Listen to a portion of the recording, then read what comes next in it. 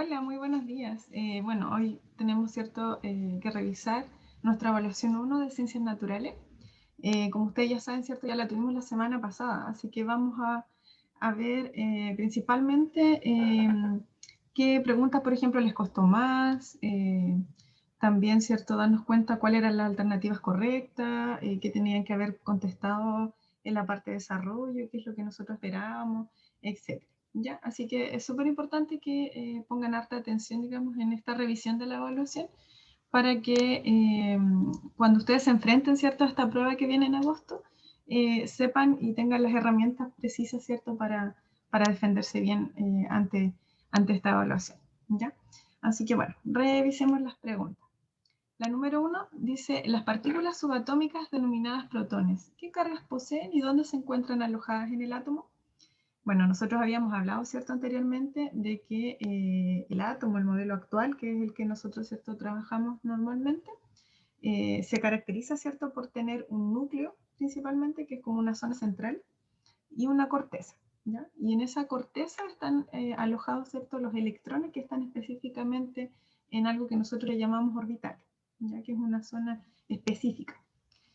Y en el núcleo, es decir, en el centro, ¿cierto? En la parte central, encontramos nosotros las partículas subatómicas que son llamadas protones y también neutrones. Y los protones tienen carga positiva, ¿ya? Y se encuentran en el núcleo. Por lo tanto, ¿cierto? Aquí la alternativa correcta era la que decía en el núcleo y poseen carga positiva, ¿ya? Era la letra A, o la primera, esa que marqué ahí, ¿ya? Esa era la número 1. La 2 dice, el motivo por el cual los átomos al unirse entre sí forman enlaces químicos es debido a que ellos buscan. Y aquí habían hartos distractores, ¿ya? Siempre cuando se están uniendo ciertos elementos para formar enlaces químicos, tienen que recordar que el motivo, ¿cierto? O el objetivo que ellos buscan en realidad es siempre no quedar ni con mayor energía, ni dejar de ser radioactivo, ni tampoco formar compuestos. No es el objetivo propiamente tal, sino que el objetivo es este, ¿ya? Es buscar, ¿cierto? O obtener una mayor estabilidad electrónica.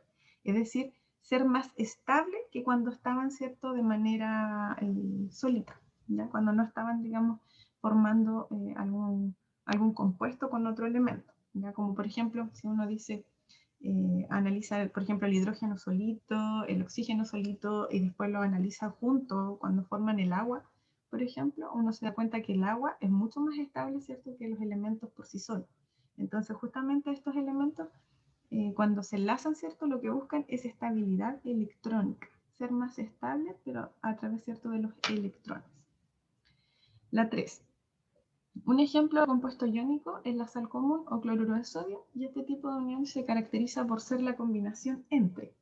Ojo aquí porque dice compuesto iónico, ¿cierto? Y vimos que los compuestos iónicos se caracterizaban por ser la combinación específicamente, ¿cierto?, de un metal y un no metal, ¿ya? O sea, se necesita un elemento que se encuentra muy a la izquierda de la tabla periódica con uno que se encuentra al otro extremo, ¿cierto?, en el lado derecho, ¿ya? En este caso, un ejemplo típico es el cloruro de sodio, el NaCl, que aparece acá arriba, ¿ya? La 4. Un ejemplo de compuesto covalente es, bueno, habían hartos distractores también, ¿cierto? Por ejemplo, el cloruro de sodio, incluso arribita, es cierto, ya decía que era iónico, por lo tanto esa no era. El fluoruro de litio, que es el segundo que aparece, tampoco, ¿cierto? Porque en el caso del litio se encuentra a la izquierda, es un metal, y el flúor es un no metal, ¿ya? Por lo tanto es iónico también. La que dice abajo uniones férricas, hierro-hierro, esto es un enlace metálico. Es cuando nosotros enlazamos, ¿cierto?, dos metales juntos, dos o más en realidad, y forman esto que nosotros le llamamos mar de electrones. Por lo tanto, aquí la correcta, ¿cierto?, era el agua, H2O.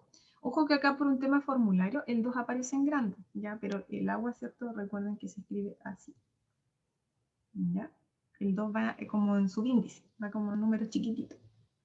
Acá por un tema, como les digo, del formulario, no se puede dejar o no se puede escribir, digamos, el número más chico. Pero para que ustedes comprendan, ¿cierto? Ese 2 pequeñito me indica la cantidad de átomos de hidrógeno que tengo, ¿cierto?, en el agua. ¿Ya? Y el covalente, recuerden, ¿cierto?, que se caracteriza por la combinación o la unión de dos no metales. no metal más otro no metal. Y en este caso, ¿cierto? El hidrógeno es un no metal y el oxígeno también. Entonces, como los dos son no metales, yo digo, enlace covalente. ¿Ya? La 5 dice, explica con sus palabras cómo es el modelo actual del átomo. Bueno, aquí recibí muchas respuestas, ¿ya? Varios explicaban con sus palabras y habían otras personas que tal vez lo googlearon, ¿cierto? Lo sacaron de internet. La idea era que lo hubiesen explicado con sus palabras, ¿cierto? De forma sencilla. A grandes rasgos, ¿cierto? El modelo actual es el último modelo que nosotros trabajamos, es el modelo mecanocuántico, que es el modelo propuesto, ¿cierto? Por Schrödinger y Heisenberg, ¿ya? Sin embargo, más que nada, ¿cierto? En clase revisamos solamente hasta el modelo atómico de Bohr, que fue como lo último, ¿cierto? Que analizamos. Sin embargo, lo importante que tenía que señalar, ¿cierto?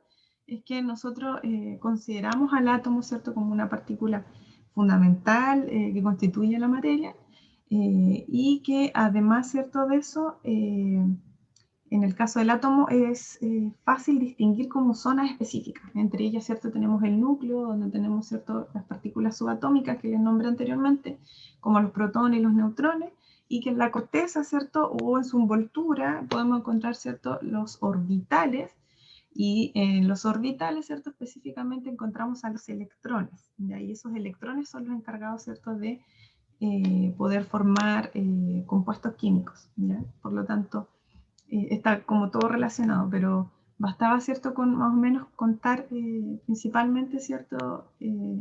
Cómo ustedes imaginan el átomo y poder describirlo con sus palabras, no habría problema, ¿ya? La 6 dice, si un átomo neutro, ojo, si digo neutro es que no tiene carga eléctrica, cuyo número másico es 12, tiene 6 protones en su núcleo. ¿Cuántos electrones tendría en su corteza? No olviden nunca que cuando a ustedes les dicen que el átomo es neutro, es decir, que no tiene carga, que no tiene carga eléctrica, no tiene carga eléctrica, nosotros asumimos que la cantidad de protones que tiene, en este caso el átomo, va a ser la misma cantidad de electrones que tiene el átomo. Entonces, por ejemplo, vamos a dibujar aquí el átomo, ¿cierto? En el núcleo va a tener 6 cargas positivas, ¿ya? Y eso significa, ¿cierto?, que alrededor, en las órbitas, también va a tener alojados, ¿cierto?, 6 electrones. Ahora, ¿en qué forma, cierto? Eso no lo vamos a ver, solamente vamos a decir que en sus órbitas o alrededores vamos a tener 6 electrones alojados, ¿ya? Por lo tanto, lo importante acá, ¿cierto?, es que cuando el átomo es neutro y no tiene carga eléctrica, la cantidad de protones es igual a la cantidad de electrones, ¿ya? Entonces, en este caso, ¿cierto?, la alternativa correcta era la B, que dice 6 electrones. El 18 era distractor porque varias personas, ¿cierto?, sumaron el 12 con el 6, ¿ya? Y la verdad es que esto, el número másico, no altera, digamos, el orden para calcular los electrones, no tiene nada que ver, ¿ya? Porque el número másico, en el fondo, ¿cierto?, es cuánto pesa o cuánto masa, en este caso, ¿cierto?, el núcleo del átomo. Y en el núcleo, ¿cierto?, nosotros principalmente caracterizamos ahí el valor de los neutrones, ¿ya? Y los protones, pero no los electrones, no están considerados. La 7 dice, átomo esférico formado de materia difusa cargada positivamente, con los electrones incrustados. ¿A quién corresponde aquel enunciado del modelo atómico? Y ahí nosotros habíamos visto, ¿cierto?, que ese modelo se le llamaba el modelo del budín de pasas o pastel de pasas, ¿ya? Y ese es el modelo de Thomson, ¿ya? Por lo tanto, aquí la segunda era la correcta, ¿ya? La 8. De acuerdo con las normas establecidas por el Ministerio de Salud, cuando una mujer embarazada o posiblemente embarazada se toma una radiografía dental, debe cubrir su cuerpo con un delantal de plomo. Yo creo que más de alguna, ¿cierto?, le ha pasado o han visto, ¿cierto?, que lo hacen principalmente con las embarazadas, y hay otras personas que ya conocen, digamos, de esto y también lo exigen, ¿ya? Y uno debiera exigirlo, ¿no? El tecnólogo o tecnóloga que toma este examen se pone detrás de un biombo y desde ahí opera la máquina con control remoto. ¿Por qué razón cree usted que se hace la exigencia a la mujer embarazada de ponerse el delantal?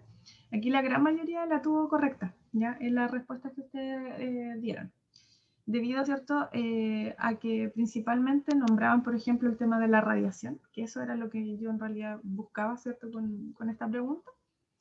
Debido, ¿cierto?, a que los rayos gamma, en este caso, ¿cierto?, recuerden que tenían un alto poder de penetración, por lo tanto, ¿cierto?, eran capaces de atravesar incluso nuestro cuerpo, ¿ya?, nuestros tejidos, nuestros órganos, y por lo mismo, ¿cierto?, es muy peligroso, y más bien en una mujer que está embarazada, ¿cierto?, porque podría atravesar en este caso al feto, ¿ya? Así que creo que la gran mayoría tuvo correcta, ¿cierto?, esa respuesta. Y al final la palabra clave o principal era radiación, ¿no? La 9. Una moneda antigua tiene una masa de 18 gramos y un volumen de 3 centímetros cúbicos. ¿Cuál es la densidad del material que está hecha la moneda expresada en gramos centímetros cúbicos? Si les preguntan aquí densidad, ¿cierto?, tengo que acordarme la fórmula. Densidad es masa partido por volumen. Entonces digo, D es igual a la masa son los 18 gramos y el volumen serían los 3 centímetros cúbicos que me dan aquí, ¿cierto? Ahí me dan el 3 y ahí me dan el 18. Y 18 partido en 3 son 6. ¿Ya? Entonces la respuesta era 6 gramos partido centímetro cúbico. La última. ¿Ya? Solamente con la fórmula, ¿cierto? Era llegar y reemplazar. La 10. Explique con sus propias palabras por qué un buzo cuando un buzo sube bruscamente desde gran profundidad, entre otros efectos, se produce sangramiento nasal. Aquí varias personas también explicaron súper bien, ¿ya? Y justamente, ¿cierto? Nosotros lo explicamos por el tema, ¿cierto?, de la diferencia de presión que existe, tanto la presión atmosférica, ¿cierto?, con la presión interna, ¿ya? Que tiene, ¿cierto?, nuestro cuerpo dentro, nuestro fluido, en este caso, ¿cierto?, la sangre. Justamente también se está como tratando de equiparar justamente con la presión atmosférica o la presión externa. Y imagínense ustedes, ¿cierto?, a mayor profundidad es como tener, ¿cierto?, una fuerza enorme sobre ti, y si tú a eso ahora vuelves a subir de manera brusca, claramente, ¿cierto?, va a haber una alteración completa, ¿cierto?, de tu organismo. Por lo mismo se les pide, ¿cierto?, a los buzos que cuando hagan este ascenso lo hagan pero de manera lenta, paulatina, ya para que el cuerpo también y el organismo se vaya como acostumbrando a esta nueva presión atmosférica que va a ir teniendo, ¿cierto? Y se va a ir regulando con la presión que él tiene, con la presión interna, ¿ya? Pero creo que la gran mayoría la tuvo correcta. ¿Qué se entiende por presión? Principalmente, ¿cierto?, hablábamos de que la presión es una fuerza que está ejercida, ¿cierto?, por unidad de superficie, es decir, por área. Esta era la correcta, la letra C, ¿ya? Entonces, ahí algunos, ¿cierto?, pueden aprenderse una fórmula, presión, fuerza partido por área, ¿ya? Área o superficie. Esa es la formulita, ¿cierto?, de presión. La 12 dice, en un recipiente de 500 centímetros cúbicos se encuentra confinado cierto gas con una presión de 300 pascales. Si se comprime el gas hasta que su volumen alcanza los 100 centímetros cúbicos, ¿cuál es el valor de la presión con que queda el gas? Miremos acá nuestros datos. Primero, esto que dan aquí 500 centímetros cúbicos, para que ustedes se hagan una idea, ¿cierto? Los centímetros cúbicos son lo mismo que los cc, que nosotros le decimos, y los cc, ¿cierto?, lo podemos traducir en nuestra mente también como ml, es decir, como mililitros. Entonces, tener 500 cc o 500 centímetros cúbicos o 500 ml, ¿cierto?, es tener medio litro en el fondo, para que tengan, ¿cierto?, una estimación en su mente. Ahora, a esos 500 centímetros cúbicos, fíjense que el volumen, cuando se comprime el gas, ¿cierto?, el volumen disminuye y pasa a ser 100 centímetros cúbicos. Entonces, pasar de medio litro, ¿cierto?, a 100 ml es reducirlo bastante, ¿ya? Y la presión, fíjense acá que inicialmente era de 300 pascales. Y ahora me preguntan, ¿cuál es la presión nueva cuando ya el volumen disminuye? ¿Ya? Entonces, nosotros tenemos que acordarnos de la regla, ¿cierto?, de la ley de Boyle, ¿ya? Que es la primera ley de Boyle y Mariotte, que dice que la presión 1 por el volumen 1 va a ser igual a la presión 2 por el volumen 2, ¿ya? La presión 1, en este caso, ¿cierto?, son los 300 pascales que ustedes les dan. el volumen 1 son los 500 centímetros cúbicos. La presión 2 no la sabemos.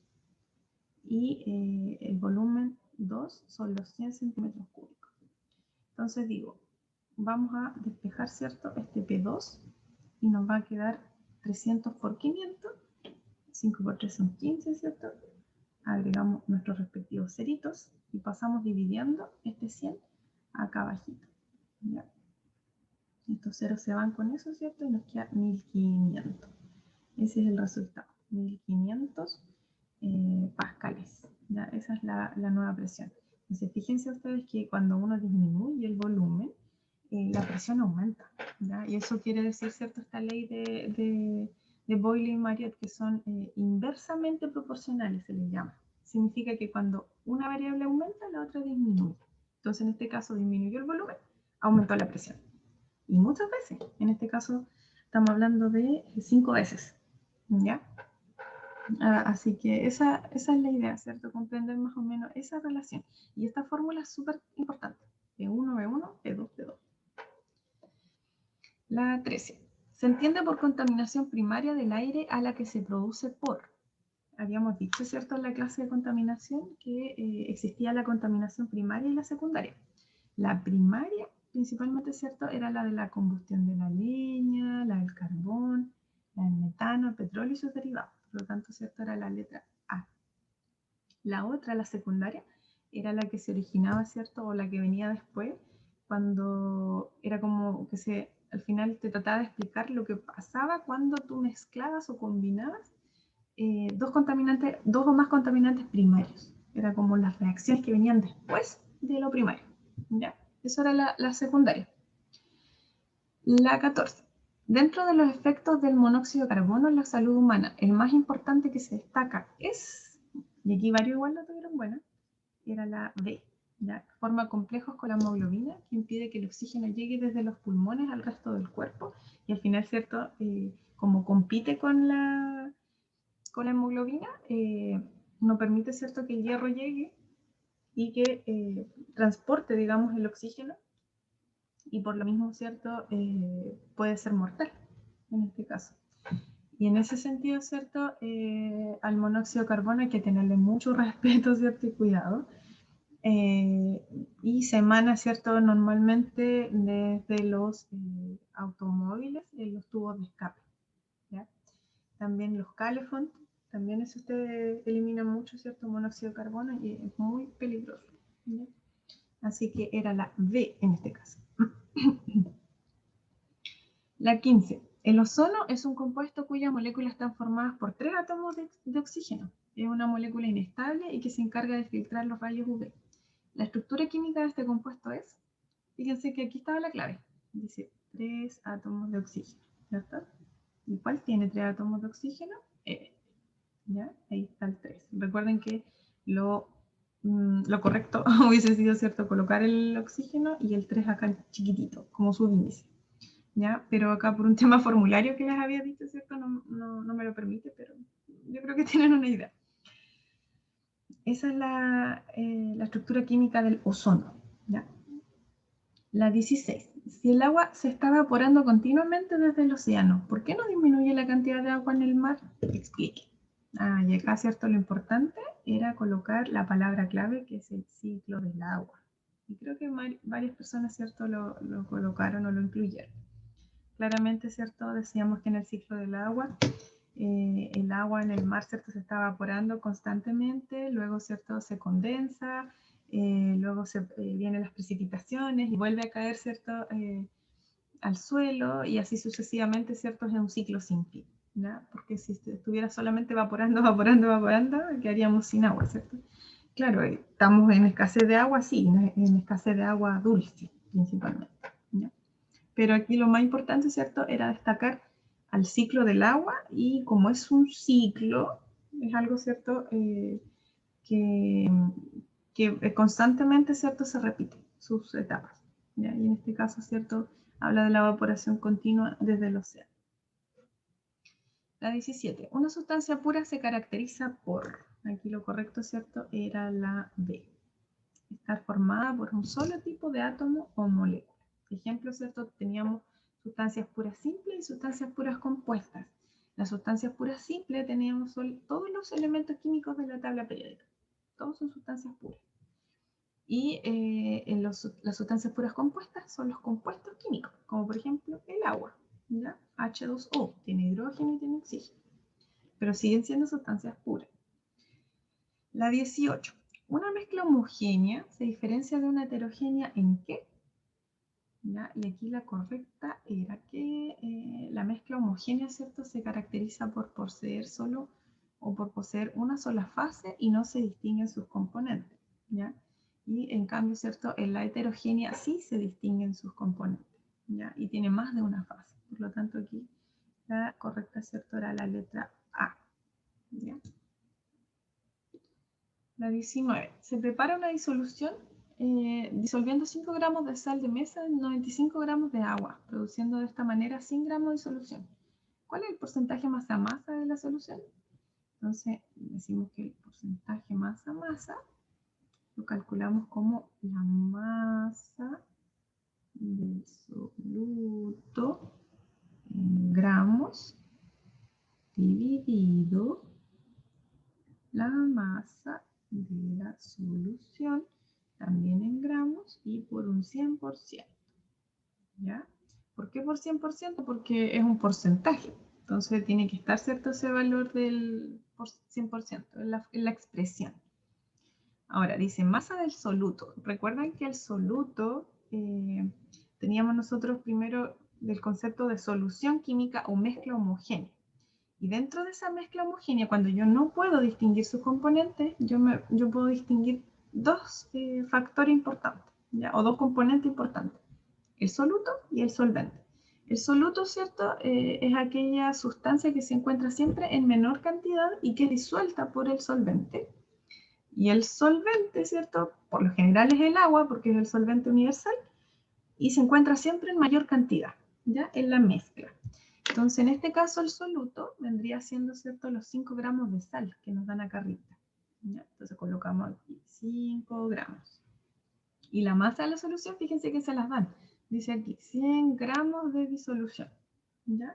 Y el 95 era un distractor, porque no lo iban a usar en la fórmula, solamente era para que calzara, ¿cierto?, esto de los 100 totales. Entonces, ponemos acá los 100 abajito. Y luego esto por 100%.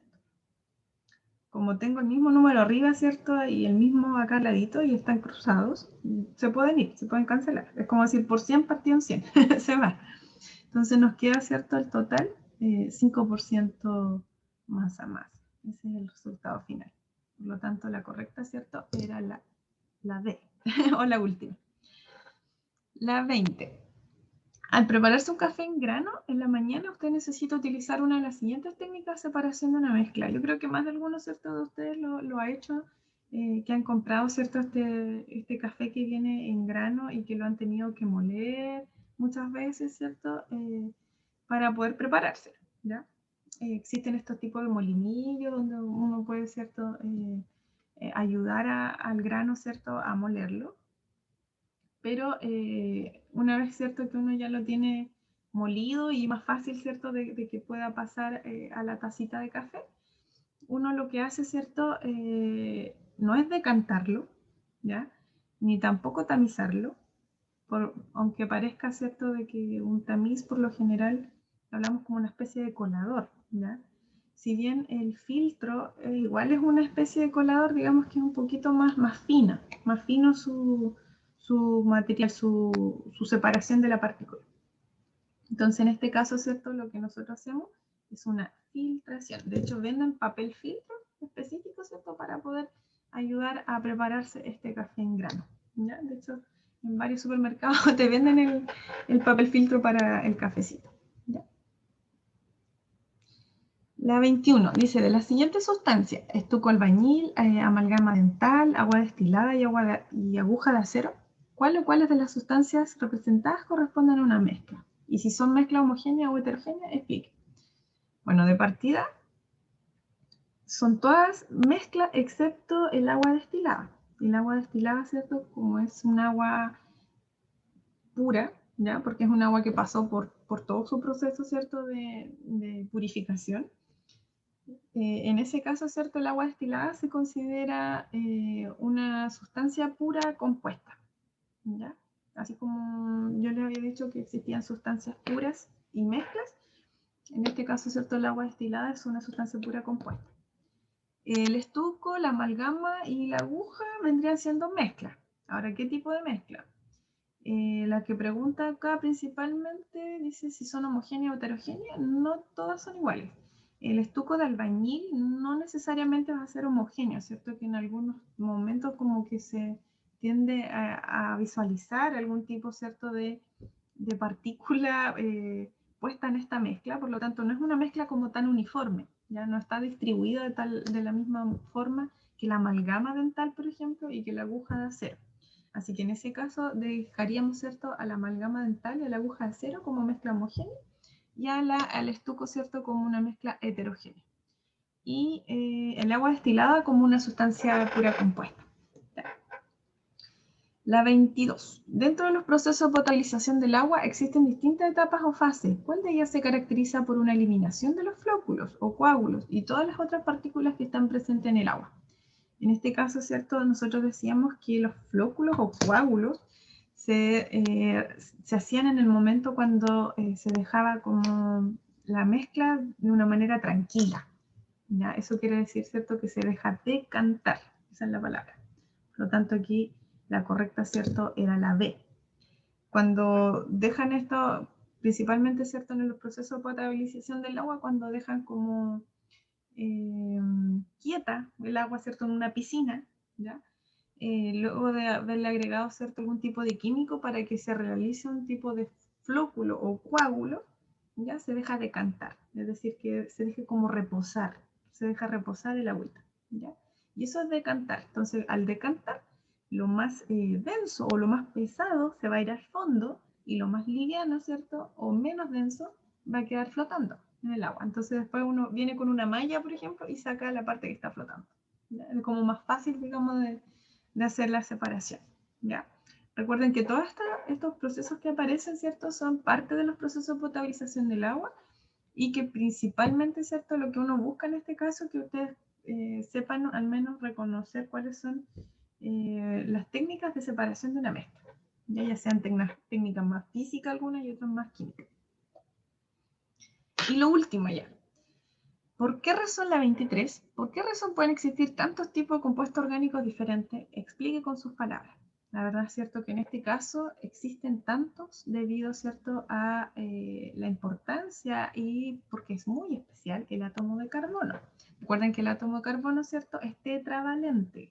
Eso quiere decir, ¿cierto?, que tiene 4 electrones de valencia y que puede formar enlaces, ¿cierto?, tanto consigo mismo o con 4 otros elementos totalmente distintos, ¿ya? Pueden formar enlaces simple, doble, triple, etc.